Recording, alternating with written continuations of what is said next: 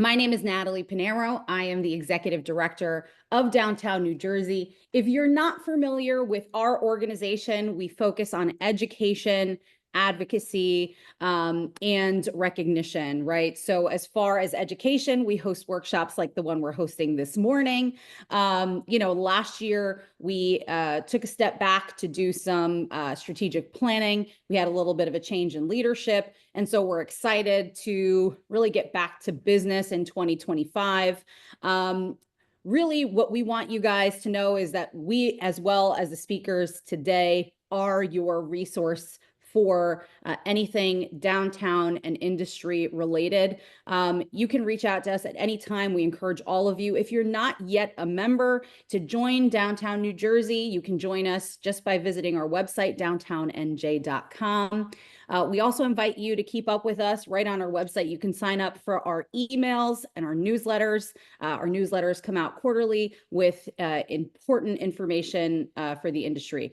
Upcoming programs, we have a networking event in historic Midtown Elizabeth coming up in May, and we have a Retail Trends Workshop coming in June. So follow us and make sure that you stay tuned for information when we launch registration for all of those. With that being said, I want to introduce one of our star board members, Chris Bernardo. Chris has been involved with Downtown New Jersey for many, many years. We're excited to have him here today to moderate our discussion. In addition to being a board member of Downtown New Jersey, Chris is the proprietor of CDS. I'm sure you've seen them on the streets in Newark and Jersey City and plenty of places across the state. With that being said, Chris, thank you so much, and I'll turn it over to you to introduce our panelists.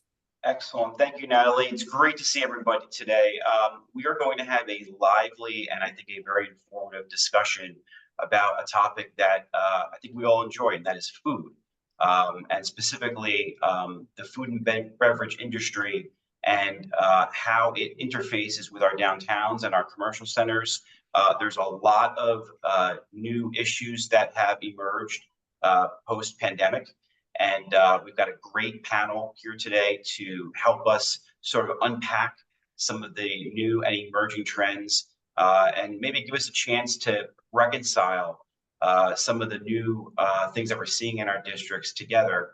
I'd like to introduce everybody. We have Daniel Klim, the president and CEO of the New Jersey Restaurant and Hospitality Association.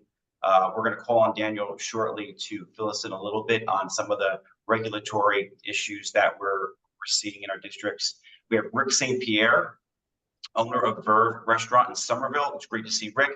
Rick is a 30-year business veteran, really, in New Jersey, in both food and beverage. And when I say beverage, I mean adult beverages, which is another important aspect of our food industry in New Jersey. We also have Dave Trotta, the owner of Whealth Kitchen, which is Jersey City based. And I think Dave brings a really interesting perspective as he is situated inside of a major tower development in Jersey City. And some of these larger, more dense developments are important parts of the economic landscape, especially in our urban areas, and offers a unique perspective from the food and beverage industry. And then Frank Young, the co-owner of Treehouse Coffee, also in Jersey City. Frank is I believe, a 3-store operator at this point and is focused primarily in our more traditional mixed-use buildings in our downtowns. And it'll be interesting to hear from Frank to see what he's seeing at street level from his cafes.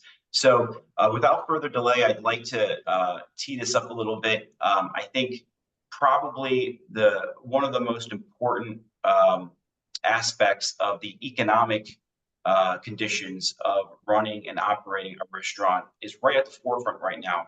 We have a bill that is making its way through the assembly that's being discussed that would change the way our servers in restaurants are paid.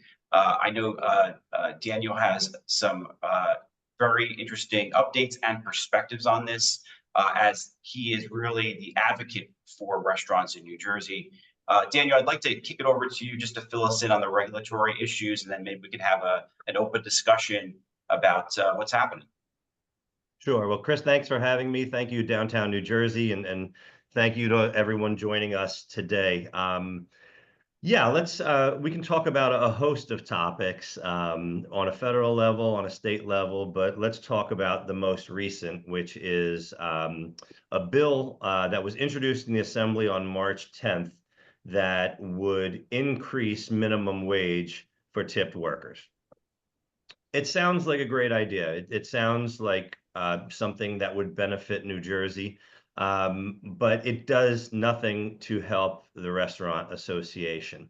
We have over 20,000 restaurants here in New Jersey, over 375,000 employees. No one had come to our office in Trenton, across the street from the State House, and said, we need to do this. And we've gotten no rationale as to why this bill was introduced. We have our ideas, but in New Jersey, we also have a two-house system, the Senate and the Assembly. This bill was not introduced in the Assembly at all. So when we found out that this bill was starting to move through the legislature, through the Assembly particularly, and I won't go into it's a long process to get a bill to become a law, but we needed to make sure that when this came up for a hearing 2 weeks ago, we mobilized and we educated the committee that was hearing the bill on why it's a bad bill. And basically, if I give you the nuts and bolts of the bill, it basically takes what you're paying in a tipped minimum wage right now to $5.62 up to the state minimum wage of $15.49. Now, if you look at it from a restaurant perspective, that's almost a 200% increase per employee per hour. And the thinking and the rationale that we've heard is that people will continue to tip 18 to 20% even when we increase the minimum wage to $15.49. And that's just not the case. And it's not anecdotal. This happened in Washington, D.C. In 2022, the Washington, D.C. Council passed what was called Initiative 82, which basically brought all of those tipped workers up to minimum wage. In January of 2026, there was a 6-hour hearing that was held because nearly 75 restaurants went out of business and 3,000 tipped workers were now unemployed. It did not work. And we had to make that known to the legislators. And I say keep in mind the legislators because in the Senate we have 40 elected representatives. In the Assembly we have 80.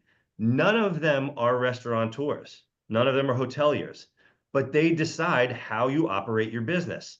And I think that's a really important point so that you understand why it's important to advocate for your business and why this impacts the business. 9 out of 10 of our businesses are small businesses. And I made this point when I testified to the legislators to keep in mind that these are the small businesses on Main Street that are supporting your local Little League, that are sponsoring the high school musicals, that are even hosting events for some of these politicians.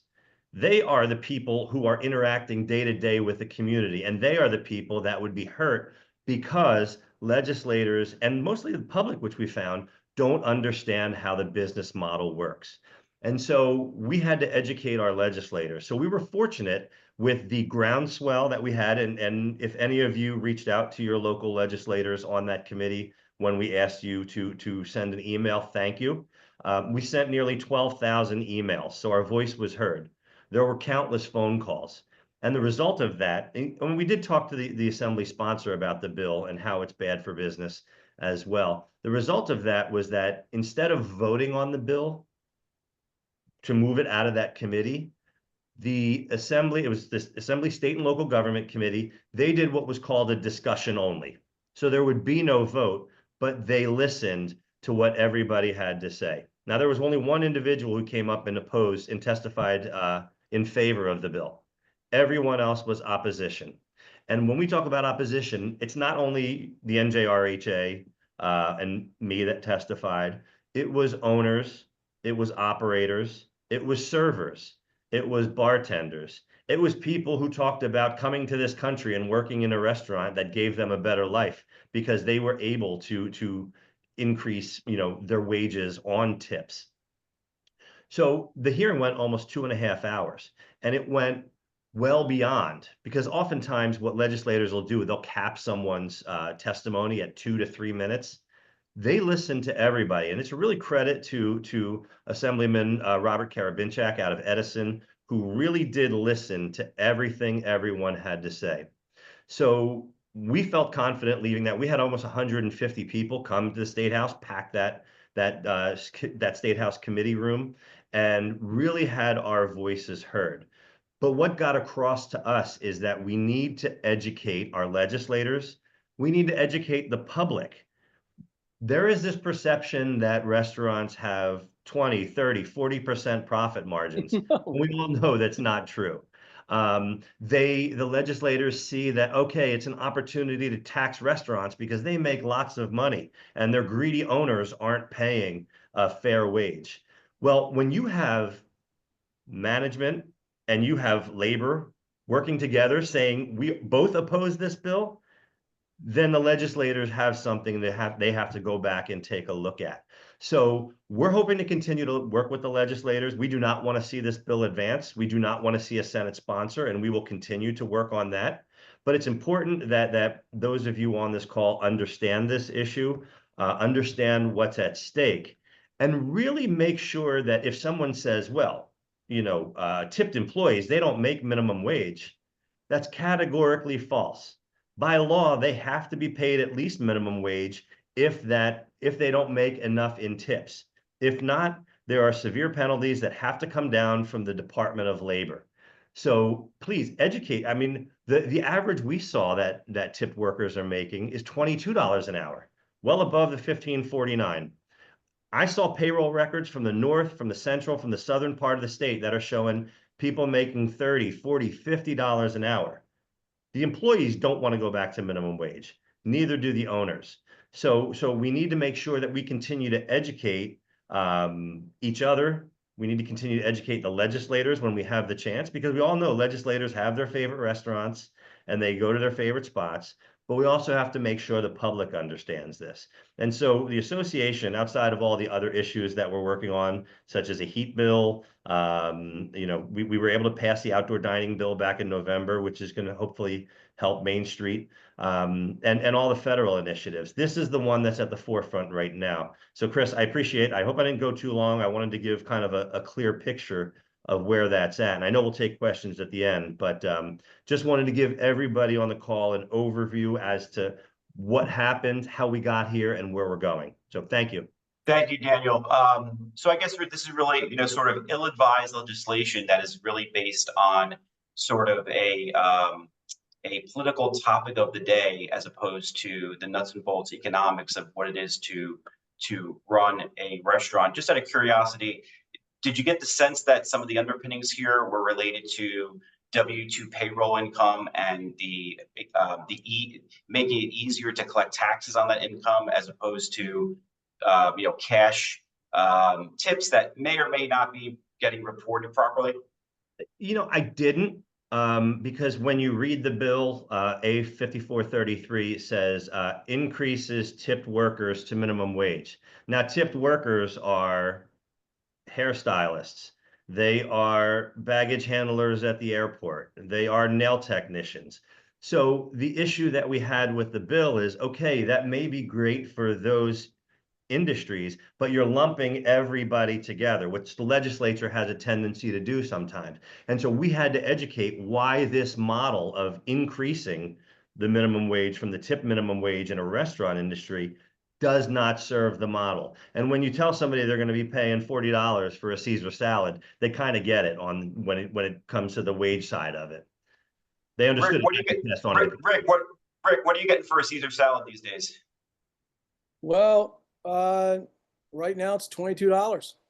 It's $22 for a Caesar salad. Parmesan's expensive. Romaine is seasonal, and I like it to be a little bit less, of course. But that's what we do to bring the revenue in. And I'd say to everyone here in the group and to Daniel's support, one of the biggest restaurant groups, Danny Meyer Restaurant Group, in 2017, 2018, wanted to have as a culture and equity, using those words, just normal wages, no gratuity, no tips. his whole restaurant group stopped that due to the inability to sustain his businesses in 2020-21. So while the attempt is admirable, the reality in a tip culture, it just doesn't exist. So I thank Daniel and the Restaurant Association for being on top of that. Thank you, Chris, Rick. if you don't mind, Daniel, yeah. I'd love to say Sure, go something. ahead, When Whealth opened up, we were a no-tip shop. We didn't accept tips, and the public actually does not understand that as well. And it actually, we were looked on negatively for trying to tell people that, no, we just pay people a fair wage. It's not up to you. You know, we try to just pay people a right wage, and it's not up to you to kind of like make up the gap. And after 3 years operating like that and like making customers mad, we finally just started accepting tips again, because people think we're trying to hold money from, you know, like the service staff. So we finally just started accepting tips again. You know, and we pay still that fair wage plus tip on top of that. But yeah, it's like the public in a tip culture, they don't really get that. Hey guys, this is a question for the group in general. In terms of tipping and the methodology of tipping today, because of the digital age, we have, you know, and we accept credit cards. We no longer have the leave cash on the table sort of culture. We have this 10, 15, 20% at the register. How does that, at that collection point, how does that impact the tax liability, and how is that handled internally by the business? And also the increased administrative cost for having to essentially manage that part of it. I'm just curious, how are you guys impacted by that? You want me to start? Yeah, go ahead, Rick. Well, one of the issues with the digital world, and this happened in the Obama administration, remember that all credit card companies were reporting to the federal side, not just the state side. So any revenue is overviewed by the federal government as well. So when you have a culture now, if you're under 40, you don't use cash. Over 40, you do use cash. So in our particular business, a little bit different than Frank, a little bit different than David, we are 97% credit card, which means that 100% of the tip is reported, which means we're responsible as the owner and the employee to the tax requirement of that, which is unemployment, of course, and Medicare going to their pay.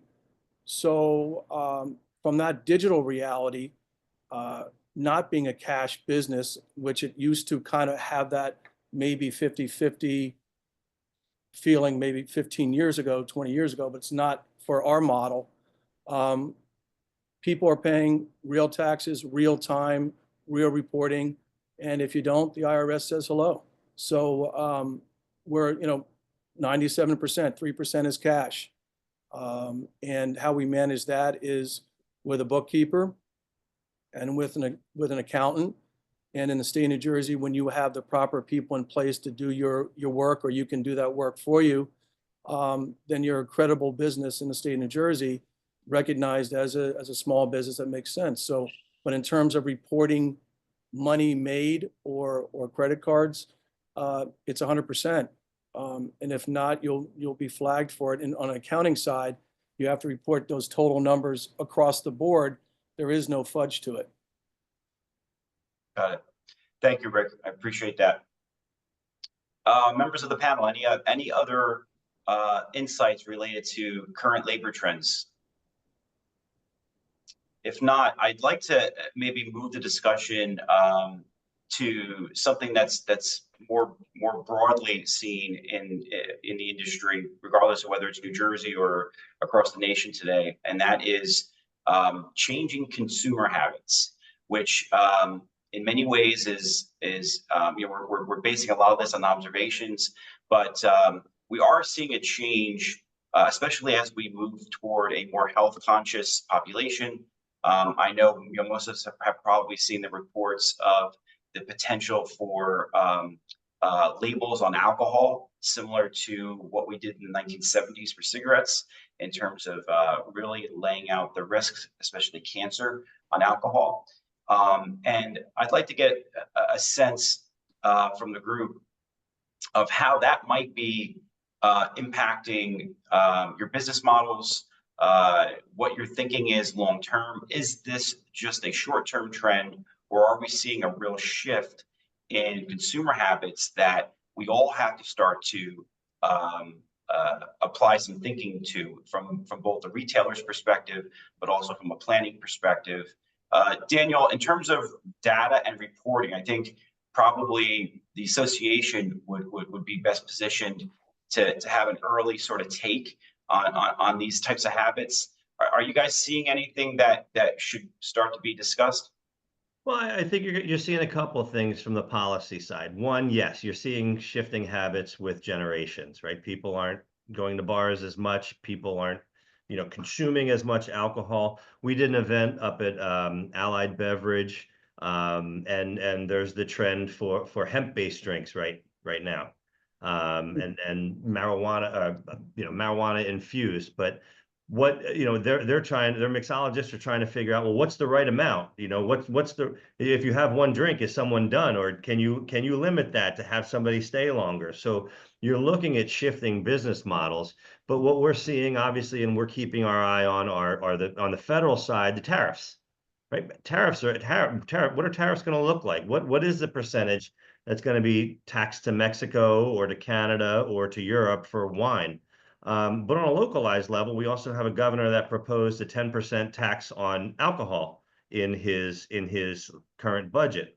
So that, along with the so-called sin taxes, have been lumped in together, and you put taxes on this, you put a new generation, and you've got another shifting business model, right? So on the state level, we're going to continue to advocate to lower that 10% tax on alcohol.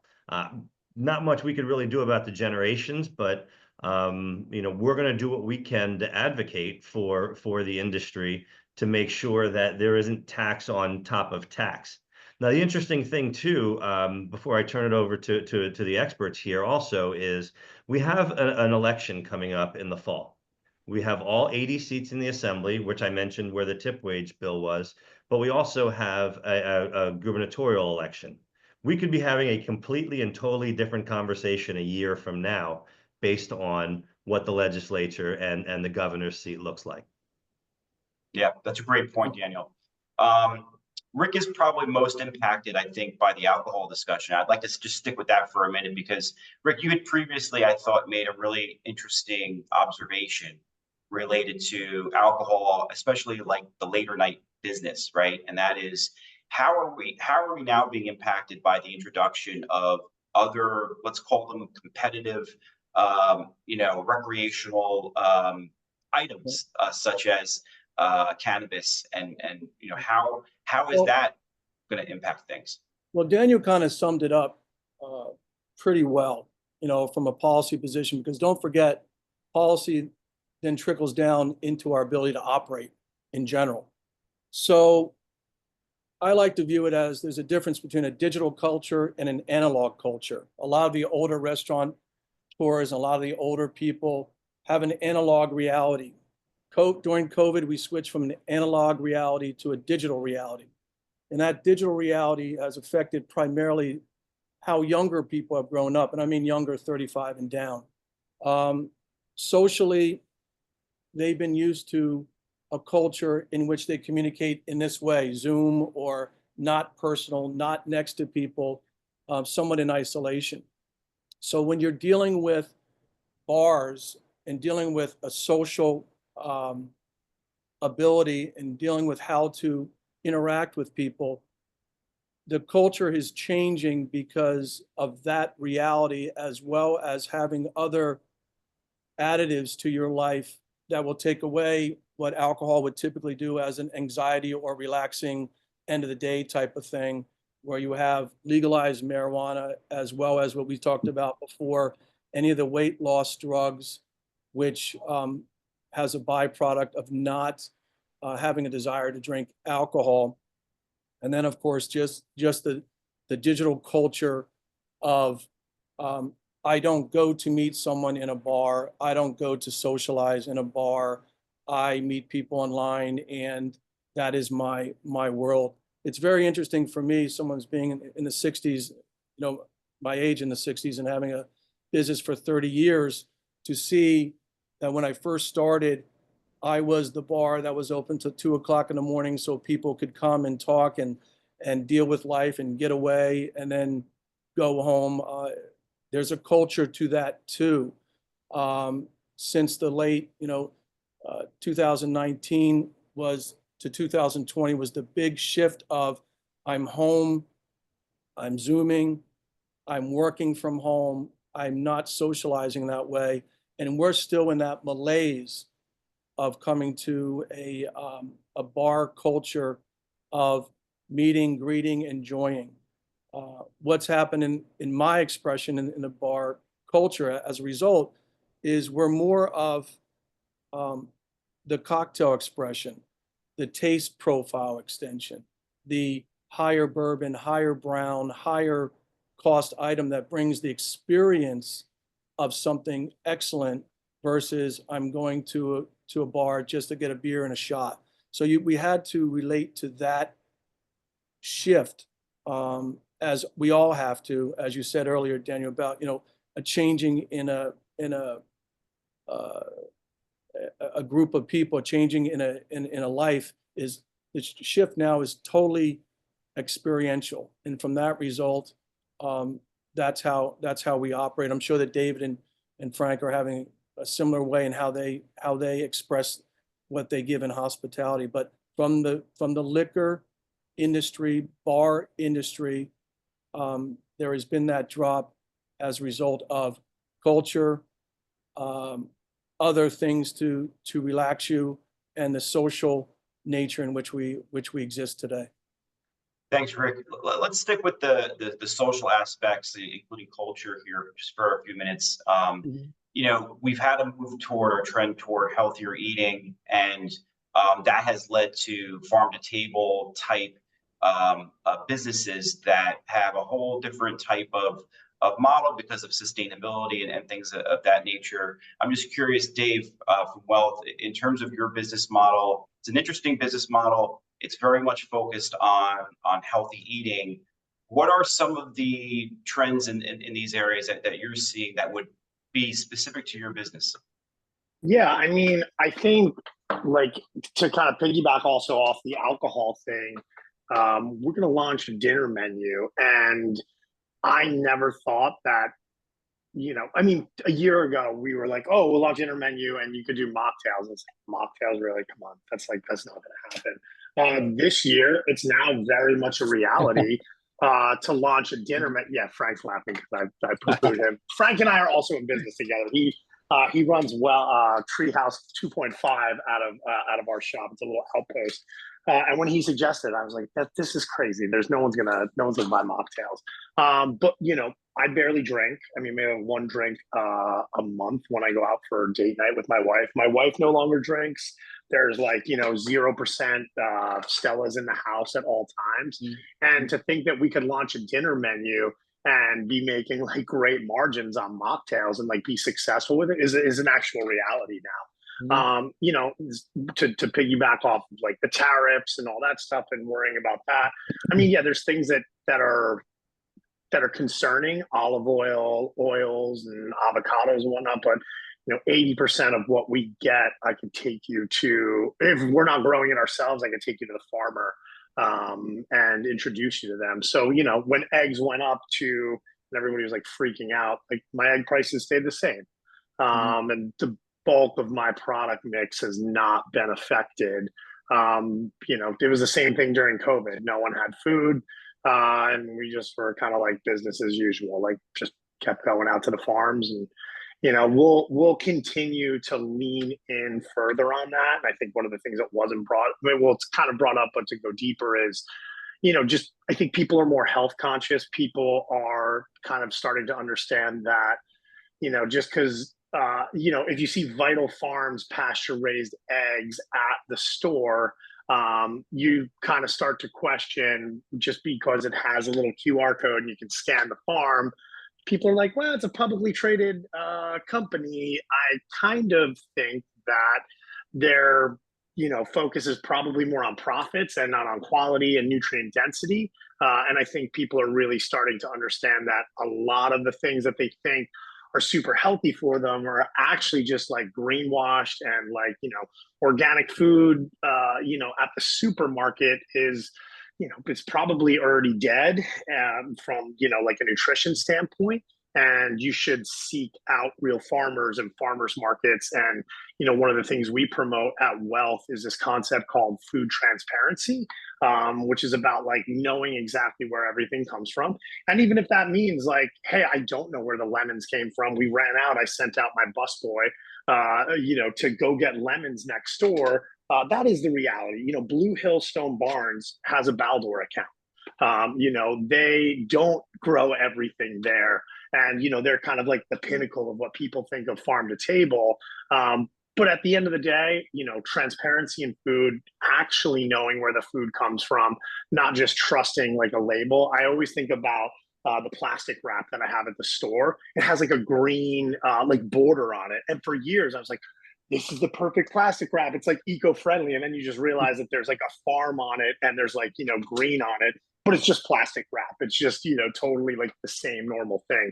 So I think, the consumer actually waking up to the reality that things aren't quite what they appear, and maybe I should do a little bit of digging and really know where things are coming from is the kind of a trend that I see. That's great, Dave. Thanks, man. I'm sure we're going to have a lot of questions about that during the Q&A. I'd like to continue on with our shifting habits and talk a little bit about how we're purchasing food and some of the new trends that we're seeing. I actually operate my business out of a large residential tower where there's a co-working component, co-working space. And I've shared this a number of times with people, but I work in an environment where literally there's at any given time there's 15 people in the common area eating takeout, because today a big component of our restaurant and our food business in downtowns, especially in urban areas, is takeout or third-party delivery. I'd like to talk a little bit about that to see what types of trends we're seeing around the state, and also touch on the concept, for instance, of cloud kitchens, and sort of how the idea of a cloud kitchen sort of sort of bumps up against our more traditional dine-in businesses, and how they might be able to work together long term. Daniel, have you guys done any research at the association about this sort of emerging trend of people getting takeout as opposed to, sitting inside, and how our restaurants might be impacted by this trend? So we've had discussions. I was down in DC a couple weeks ago with the National Restaurant Association, and this is certainly on their radar, and you could see the shift. And I think it, as Rick said, it's generational.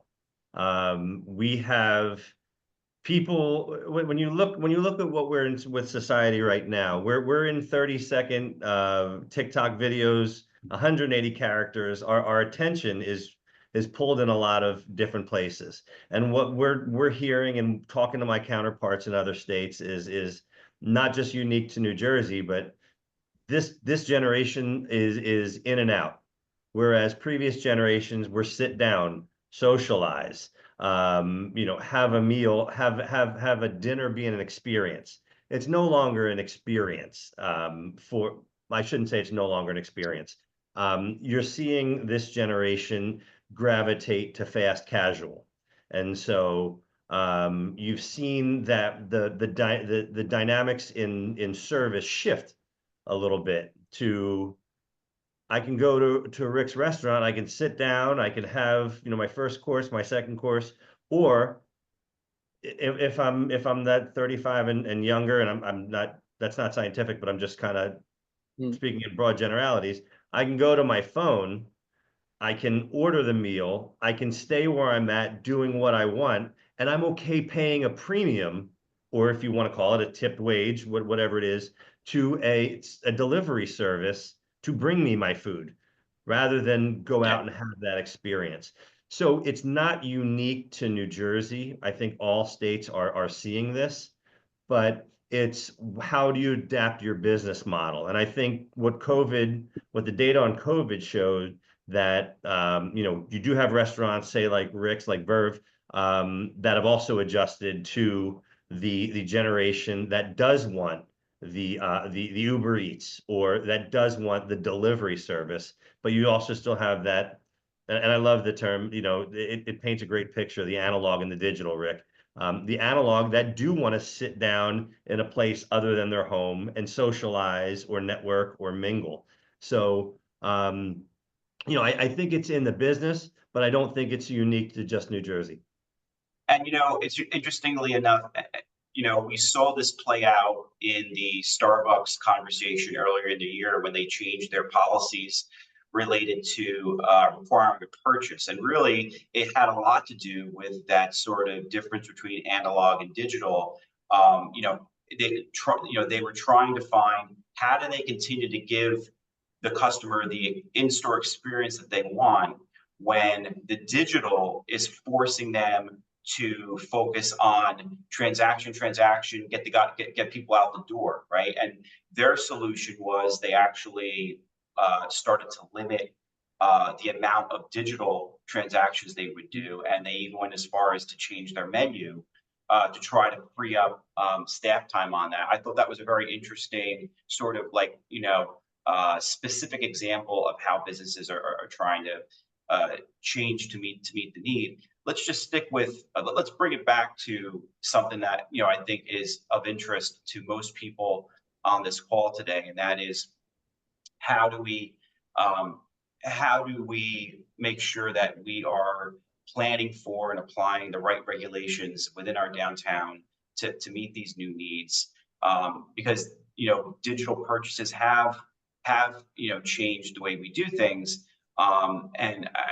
Frank, I'd like to call on you to give us your thoughts on this, because this is something that we've talked about a lot over the years, and that is, how can we do a better job of making sure that people have access, for instance, to supplemental seating, that we have the ability to meet both the digital purchase with the pedestrian, along with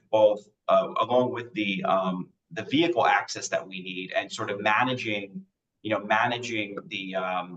difference there, because we have sort of dual needs, especially within our commercial corridors. I'd just like to get your perspective on some of the challenges and opportunities that you see within the physical framework. Yeah, thanks. So, previously I had my foot in the restaurant industry, fine dining, jumped out of that and went to fast casual. Coffee's my world, with Treehouse Coffee Shop, obviously. And I wanted to actually touch on something that Rick said earlier, just about what I was picking up on. What he was saying is maybe there's a lack of a third space. There's the experiential dining. It might be a little confused, especially while people shift their interests, maybe away from booze, maybe with a health conscious view on things. What's interesting about that, I'll just say, all I know is what I've been doing recently, as far as just teaming up with hyper local followings. One being Dave, we forged a relationship with our businesses that we've always pretty much considered to be cousins. So recently, we teamed up with a few local followings and businesses.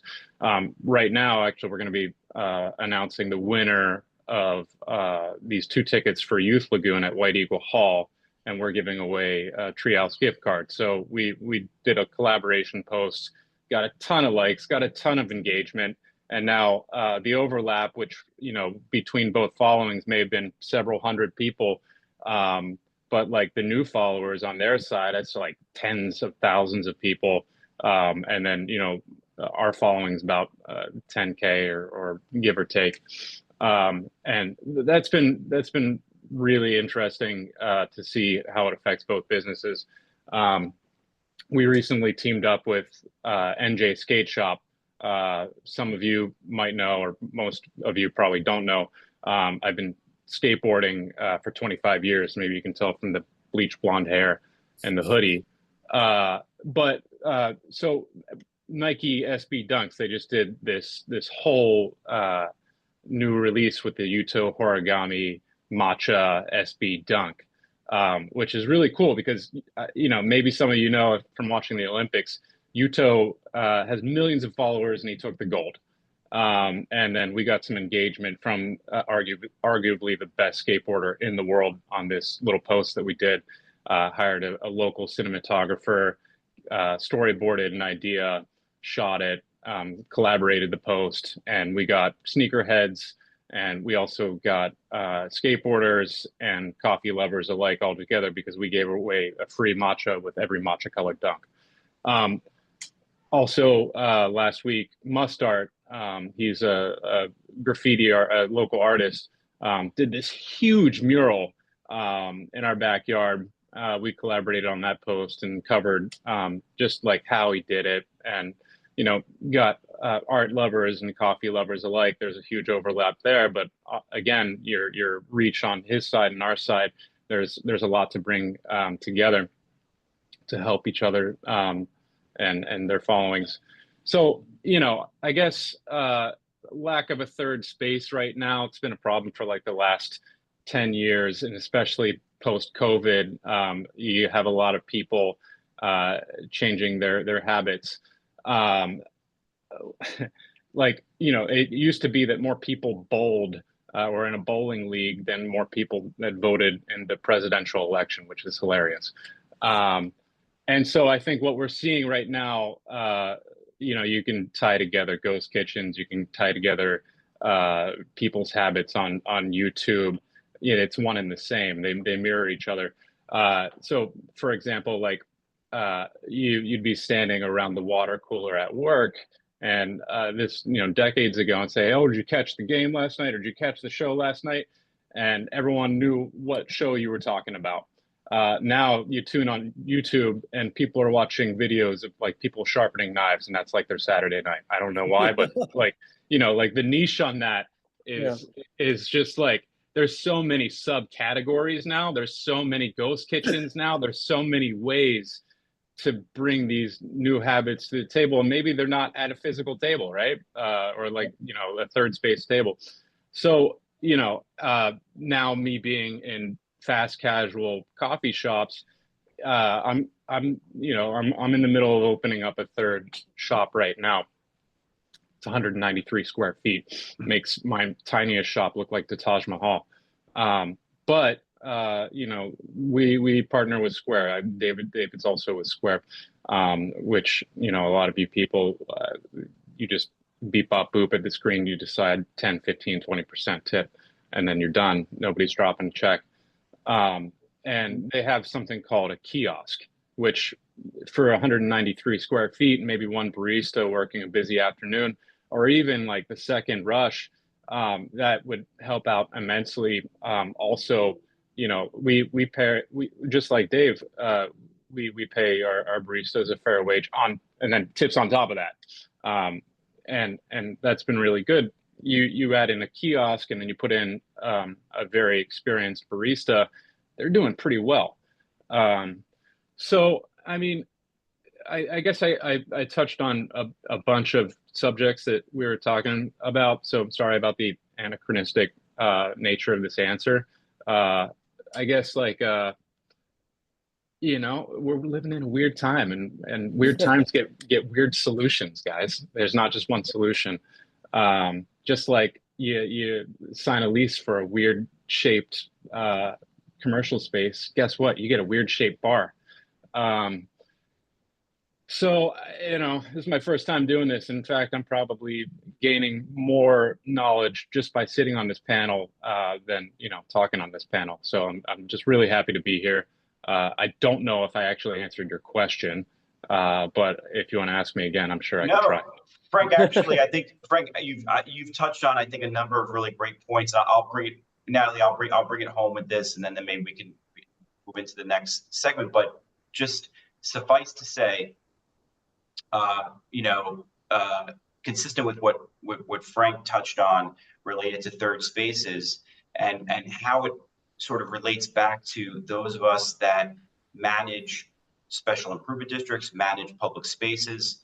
And for those on the call that might be an elected official or a planning board representative or who have influence over the planning function within our municipalities, what I think we're hearing today is there's a vested interest on the part of us as the public to make sure that we are building into our plans space around our real estate assets so that people can congregate within our downtown, so that they can provide that type of consistent foot traffic for what we've heard today was a very broad-ranging type of business environment that will now include our traditional dine-in, our fast casual takeout, our 193 square foot. I don't know what you would call it, but Frank's making it work. So congratulations to him. We've got all these different models now within our downtowns, and probably the best way that we can support those businesses is one, making sure that we're applying as much density as possible within our commercial corridors and our downtown centers, so that we have that continued 24-hour population that can invest and participate in these businesses, and also keeping in mind the need for areas for congregation and ways that we can make sure people feel safe and welcome within a downtown, whether that's a pocket park or better legislation to make things like parklets and streeteries and supplemental seating easier, whatever we can do from a planning perspective. It's not just a trend, it's actually something that will support our businesses for the future. So with that said, we're bumping up against the 11 o'clock hour. I'm going to turn it back to Natalie, our esteemed executive director, to help us into the next segment. Thanks, Chris. So at this time, if you have any questions, you can feel free to drop those questions in the chat. We'll toss those over to the panelists. And while you guys are prepping your questions, I am a former executive director. I was the executive director for the Downtown Somerville Alliance for 5 years. I currently do consulting work as well in several districts where we do some district management. So this conversation is of particular interest to me. And I made a couple notes, so I just want to toss a couple things out there. So Frank, first and foremost, I truly appreciate that you're a skateboarder. My son, who just turned 21, is a forever skateboarder. So props to you. My knees hurt. So I think you guys, yeah, I can imagine. My son comes home, bumps and bruises all over the place. I'm like, kid, what are you doing? So I love that we talked about shift in culture. I love that we mentioned the creative ideas on how we continue to provide innovation, right, to meet the needs of society. And so I think all of you touched a little bit about the shift from alcohol and the changes that we're seeing with regards to cannabis, the movement towards kind of shifting away from alcohol and looking at mocktails and how they're kind of a sort like a more viable source of revenue than they used to be. For us as district managers, right, we're always looking for ways to support right, our restaurants and our retail, in terms of infrastructure, in terms of marketing, in terms of, helping to coordinate those essential partnerships, right, that can lead to true success when it comes to innovation. Rick, you and I have spoken about the partnerships, right, that you're working on with different restaurants and providers in downtown Somerville. Can you talk to us a little bit about your approach and how us as district managers, right, can maybe support this effort to drive partnerships and support the innovation that ultimately is going to be so important to keeping us growing? Well, I have to say, yes, I'm going to answer that question, but I want to just dovetail with Chris about this one thing. Whoever's on this call, zoning, review, update, review, update. It's going to allow, there you go, Frank. It's going to allow that third space. It's going to allow us to not go to planning boards, to spend a lot of money on lawyers, to change things that are really were put out in like the 70s and 80s that haven't been reviewed till now, that doesn't allow for the growing, adapting culture that we live in today.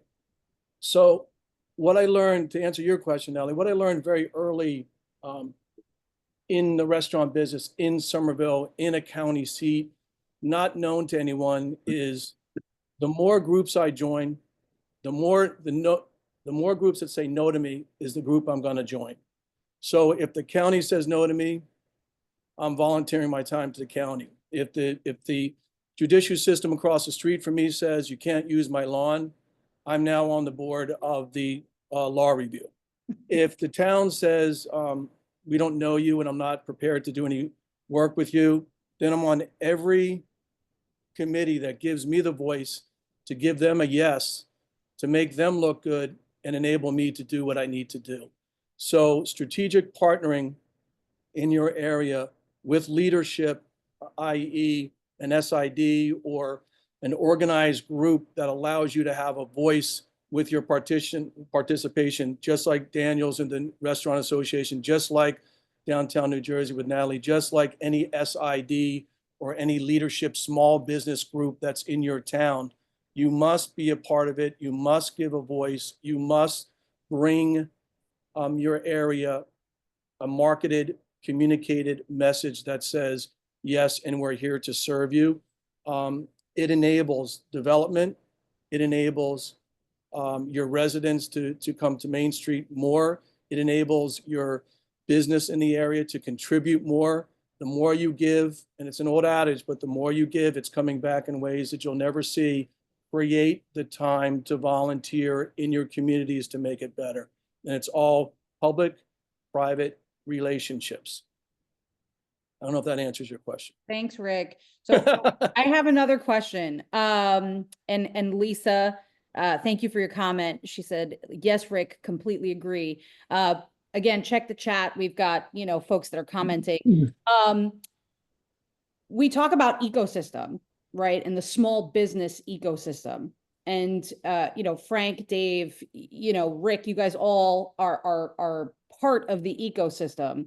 I think a lot of times as district managers, we struggle to really understand how we can support restaurants, right? So when we look at, retail, when we look at kind of, it's a totally different ball game when we're kind of trying to support our restaurateurs.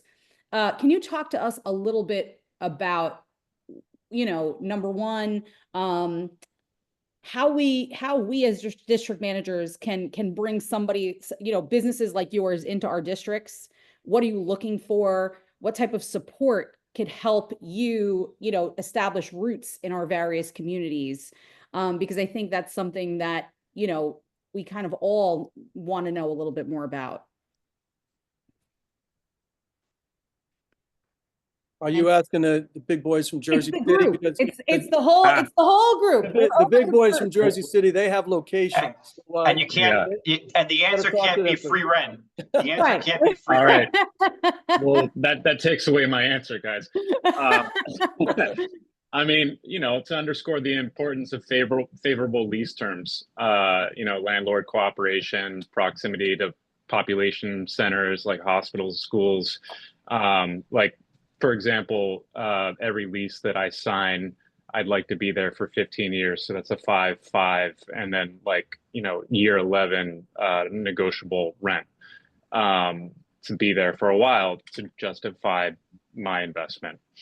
I say my as if it's just my company. It's my wife and I. She has 51%. So I'm just a talking head right now. Anyways, yeah. So while most negotiations start with the landlord only wanting a 3-year lease, that can be pretty painful to get to the point where I want to be. I guess in the UEZ, they were giving out grants for new leases. Yeah, just drawing the lines on the UEZ map. I'm always a little confused by it. I'm like, well, why is my spot 10 feet outside of that? And this grant could have significantly helped our first year and a half or whatever. And then it's like looking at the inventory for Jersey City leasable spaces that would garner some kind of income. For a while, I was like, all right, I mean, I need to open up a third shop, but I can't really find a space that makes sense that isn't charging Tribeca rent. And so, we lucked out on this third space, just kept it in the back of my head. And, I don't know, the lease gods shined upon me and I found the answer. But I was about to sign something in the East Village because the inventory was there, the lease terms were there, and the rent was actually cheaper than Jersey City rent. It was crazy. I didn't want to go back to my old life of commuting back to the city because I already made my roots in Jersey City. If I have to pick up my kid from my school, I'm 10 minutes away. That is going to the East Village. That wouldn't have been really justifiable other than just lease terms. So that's how, I guess, being a small business, super small business, that's how it would really help us. Because, everything else is just management. Right. There's also a planning and zoning, or mostly a planning component to all of this. And I think maybe in this case, some of our suburban towns are more impacted by this. But the fact is that if you can't build above a commercial space, you're going to be putting downward pressure, or I should say upward pressure, on the amount of rent that needs to be charged for that commercial space. So the extent to which we can incentivize density allows property owners to reconfigure their property so that they're spreading their costs out over more units. And so you're sort of naturally bringing down the cost of some of those ground floor commercial spaces and making it a little bit more sustainable. So that's kind of where all of this sort of interacts with each other in terms of making sure that we're thinking about downtowns in the right way. And Natalie, could I throw this out there too? I think when you asked about how can you, what's the greatest help you can give? For me, with my experience with you and others, infrastructure management, that is giving that message that Chris is talking about, zoning and working with the borough on that level. And then cooperative marketing, communicating within the district and getting that message outside the district, that helps us to help ourselves. You got to keep it clean, safe, and walkable, and you got to bring people to us. And then it's our job to do the rest. Your job is not to bring them in the door. Our job is to bring them in the door. Your job is to bring them to the door. Yeah. That's a great point. Setting the table, right? Setting the table for economic development. It's a great point. So, I hear a lot about difficulty with zoning and kind of, getting open, right? And I know it all comes back to, right, having zoning that makes sense and that is business friendly. Can you talk to us a little bit? And I think, Frank, when we talk about the size, right, of your operations, right, I think there's a lot of diversity there. can you talk to us a little bit about, some of the improvements that could be made to facilitate getting you guys open, right, a lot faster? And Daniel, maybe you can weigh in from a policy perspective. I don't know if you've seen anything pertaining to any zoning regulations on your end, but obviously I think that's important for us to know as advocates, right, for the business community and sometimes the liaisons between the business community and local government. Yeah, I mean, I guess I could speak to my current experience, being in business for 5.5 years You're plus. stealing all the Wi-Fi. You're stealing the Wi-Fi. Um, Good team. being in business for 5.5 years in Jersey City, you get to know people that walk through your door, but that only takes you so far.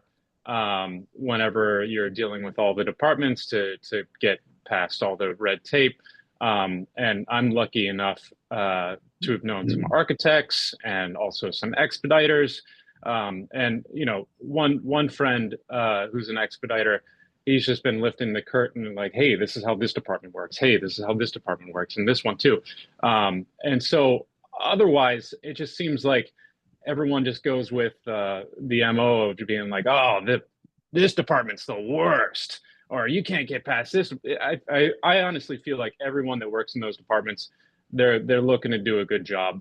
They're probably met with a lot of negative attitudes because people just don't understand, and you tend to get upset at things that you don't understand.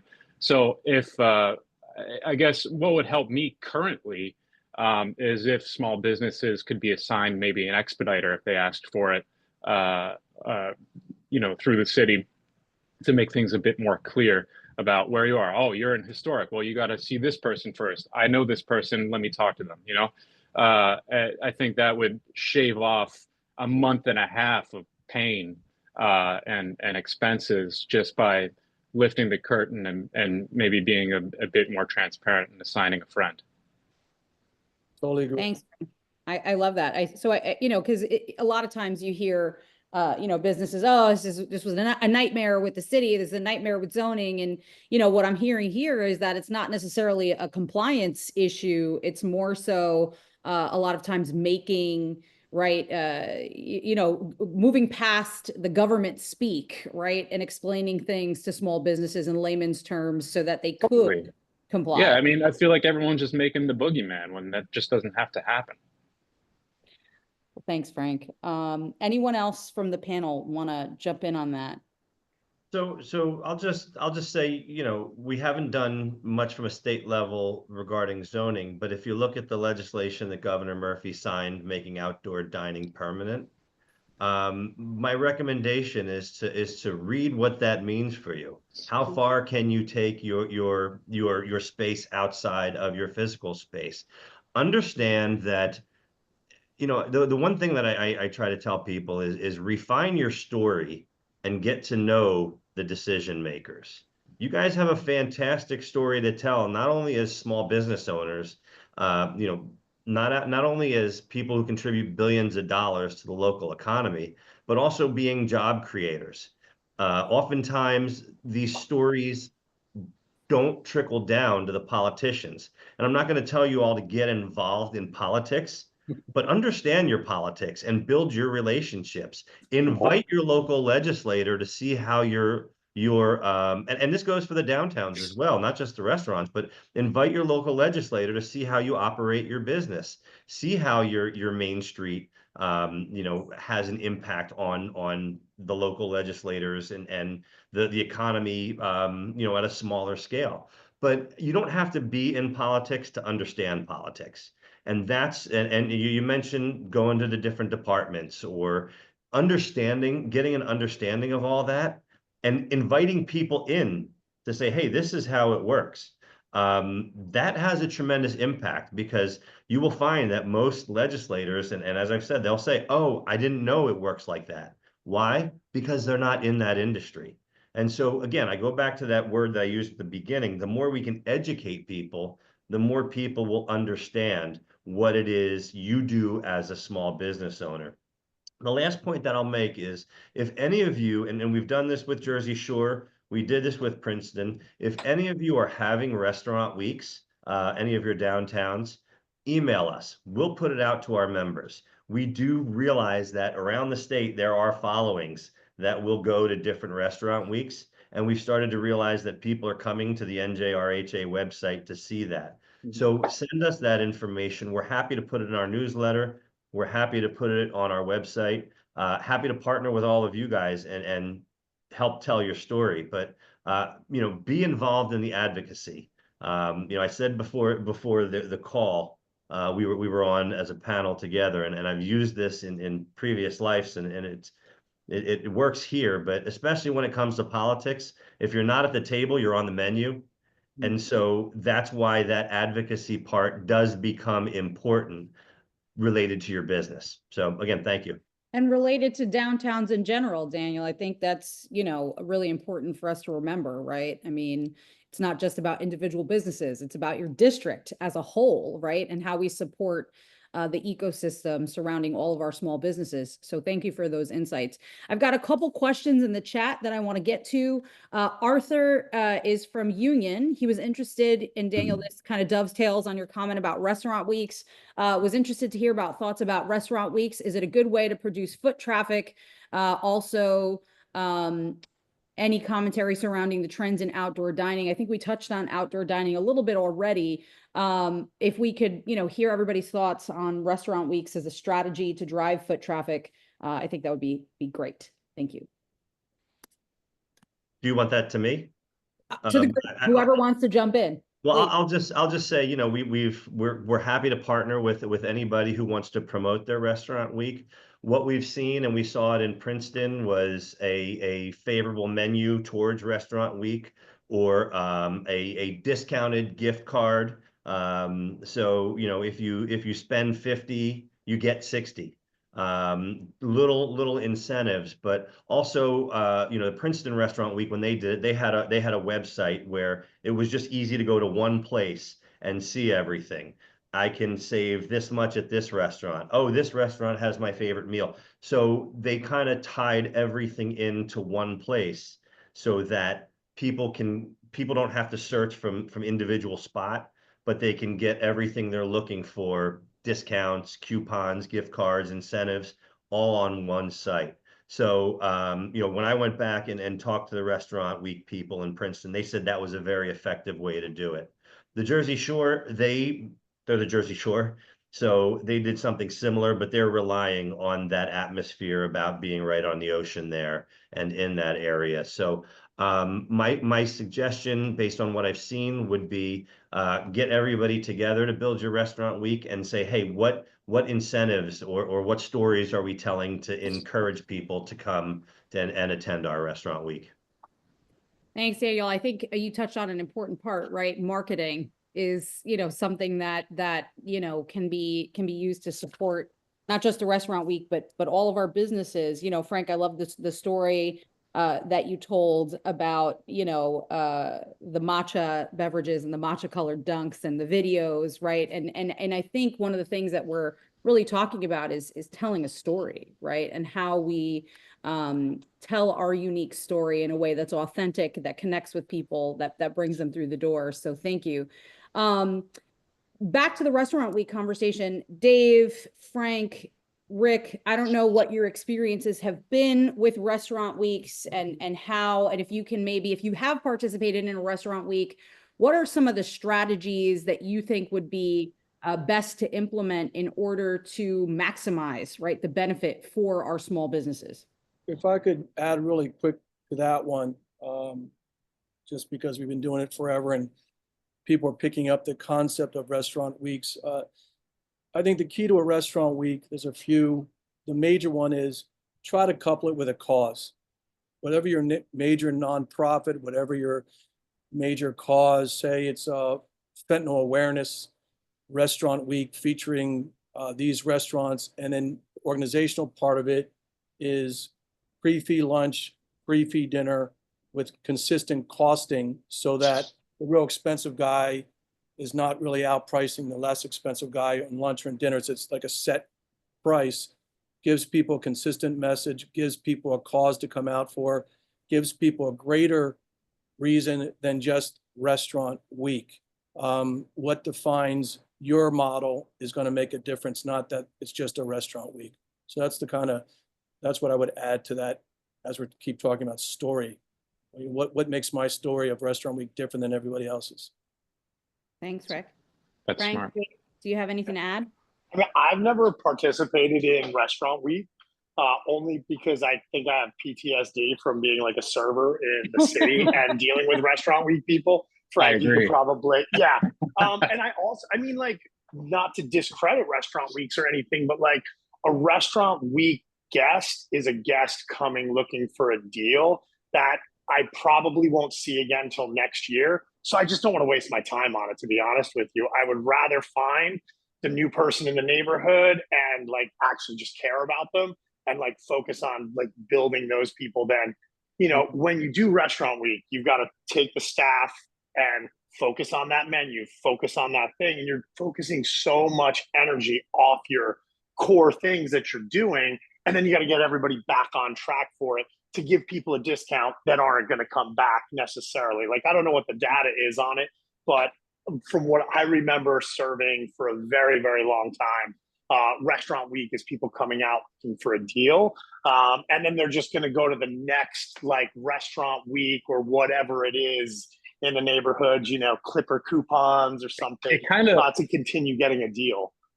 To piggyback on what what everyone's saying. This is why we're cousins. Yeah. I mean, so basically, yeah, PTSD is real from that. It kind of feels like SantaCon without the SantaCon costumes. But I love what Rick said, which is couple it with a cause. So I think that might bring in, you know, what I was mentioning about like niche videos and niche likes and all these things.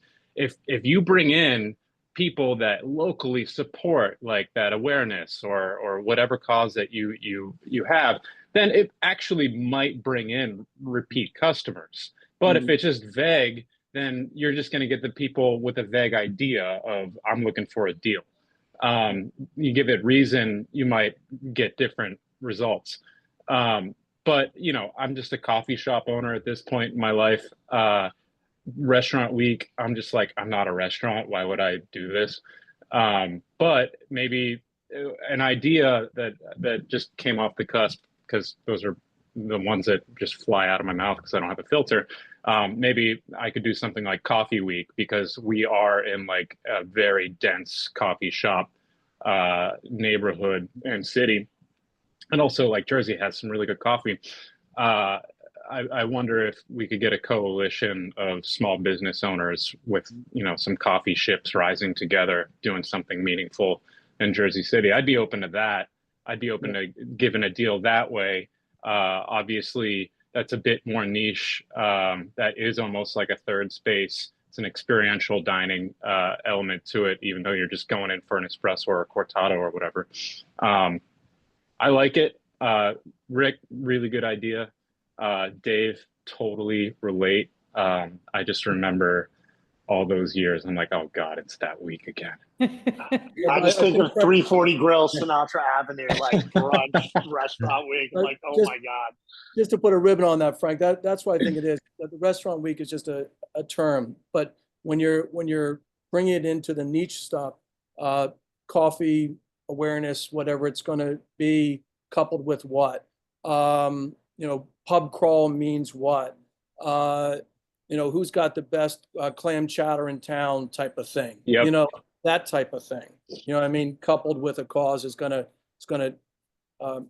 satisfy your business. So I appreciate. I'm sorry. I think I cut somebody off. It was me. No worries, Ben. I was just going to say, so I love what I'm hearing, right? Because to synthesize, right, you know, what I'm hearing is you need to know your community, right? You need to know what strategies are going to work for your community. And you also have to know what strategies are going to work for your business community, right? So obviously, you know, for our guys in Jersey City, you know, we know that Jersey City is already a destination. It has a lot of foot traffic already, right? And so, you know, creating a restaurant week might just seem like a lot of chaos, you know, but if we're looking at strategies, right, to affect a community like Jersey City, Frank, your idea of doing a coffee tour or kind of doing a smaller, smaller micro niche events, right, might be the strategy. Yeah. But Yeah. for somebody like Somerville or lesser known communities that are trying to build that base, right, approaching the restaurant week and connecting it to a larger cause or connecting it to, I don't want to say a gimmick, right, but connecting it to something that's going to relate to the community, right, is also a great strategy. I know we only have a few more minutes, so I have 2 more questions in the chat. First, Charlene says, to your point, Chris, about density above commercial space, are you finding the new commercial spaces within the tall towers cost per square foot much cheaper than in the older established commercial corridors? What I would say to that, Charlene, is that the larger towers have more flexibility than our smaller property owners. And then also, at some point, net operating income comes into play because, a lot of these mid-sized owners are looking to collateralize their properties so that because they aspire to be larger developers. So that puts a limit on what they can charge for their ground floor rent. So in a way, the economy sort of keeps rents high, especially in some of our older commercial corridors where you've got two different forces working against each other, right? You've got the desire for revitalization and maybe you have incentivized zoning. So now you have property owners who are looking to develop their properties, but who also have tenants or prospective tenants, right, who need lower rents. And so a lot of times those 2 forces start to work against each other. In terms of the larger towers, they just have a lot more flexibility because they're larger properties. In most cases, especially early on, they're looking to fill their ground floor space with a tenant that will help them fill the building. I think it's also important to understand too that zoning, or I should say planning, requires ground floor space. And in some cases, that might not be the best plan. And so some of the thinking out there, not necessarily in New Jersey yet, but in other places around the country, is to change how we're looking at ground floor space and allowing for a broader range of uses, things like personal service, daycare centers, all of these uses, because the fact is we have a glut of commercial ground floor space in this country and we're not able to fill it. So I hope I answered your question, but that would be my answer to that there are 2 different models. And they each have their own economics behind them. Thanks, Chris. So final question. We have a question from Jill. Hillsborough and Rick, we know Hillsborough is close to Somerville, doesn't have a town center. How can we attract people to various locations, knowing that you really have to choose beforehand where you are going, because where you park dictates where you can go? Mm-hmm. And they do have a restaurant week already. Well, the problem with Hillsborough is historically the way it was created. It's farmland that was developed and had a lot of businesses along 206, but they've never created great high schools, great living abilities. But it's almost been created as a transit village, where you're leaving Hillsborough to go to Princeton, or you're leaving Hillsborough to go to Somerville, because they're much more established communities over 200 years. So the only way that Hillsborough can really develop what it wants to develop as a town center is kind of what a lot of Bridgewater does, is create it. But you have to have a developer that sees the vision in that, because it's going to be their money and the bank's money. So the one thing I could recommend is, based upon the zoning, is be more active in terms of what businesses are coming along 206, so you have more choices than banks or chain restaurants. And to put a plug to Princeton or Somerville, we're right around the corner. Come see us. But I just don't see, unless you create it and a developer believes in it, that Hillsborough is ever going to have a downtown. So I'm going to jump in real quick with the last 2 minutes we have left. I'm putting my district manager hat on. Jill, one of the things that was very much a focus of mine in downtown Somerville and the other communities that we've consulted in is, the idea of creating consistent marketing and creating what I like to call the breadcrumb effect, right? So, we have to create the material that can be available to our prospective customers, right, and market it accordingly so that they can almost have a menu of experiences, a menu of businesses, and creating those programs and promotions, right, that incorporate multiple businesses in different areas that can be connected together. I know that we had Noelia Colon on the call earlier. I don't know if she's still on, from Perth Amboy. You know, they have, they just recently expanded their special improvement district and now have something like over 1,000 businesses. You know, they recently, with the help of the Urban Enterprise Zone, brought in or are reactivating their trolley. In Somerville, we didn't have the funds to buy a trolley, but for certain events, we would rent a trolley. And then we would coordinate stops with that trolley that would take people to different, you know, different points around town where they could experience a cluster of things together. So, you know, there certainly is, you know, a value, right, to creating that book of marketing materials and experiences that connect everything together. I think a lot of what we talked about today is how the experience economy still exists and how we are leveraging that to create hybrid experiences for our customers that are still going to drive foot traffic to downtowns, but also leverage that digital experience as well, or the needs of the digital community. So I want to wrap it up and say thank you to all of our panelists, Rick, Dave, Frank, Daniel. Thank you for your participation, for your partnership. Thank you, Chris, for being an incredible moderator today. We look forward to keeping in touch with all of you. As we said, please, if you have not already, sign up for our newsletter. You can sign up on downtownnj.com to follow up with us about the our upcoming networking events and webinars. Make sure you follow the Restaurant and Hospitality Association, right, to stay up to date and engaged with the advocacy that they're doing on all of our behalfs. And thank you again. This recording will be made available to our members. So please make sure that if you have not joined, you do so to be able to get a copy of the recording. So thank you all again for your time. We appreciate you and enjoy the rest of your day. Bye, everybody. Thank you, everyone. All right. Thank you, Thanks, guys. everybody. Thanks for having me. Nice to be with you all. All right. You're good, guys. Take care.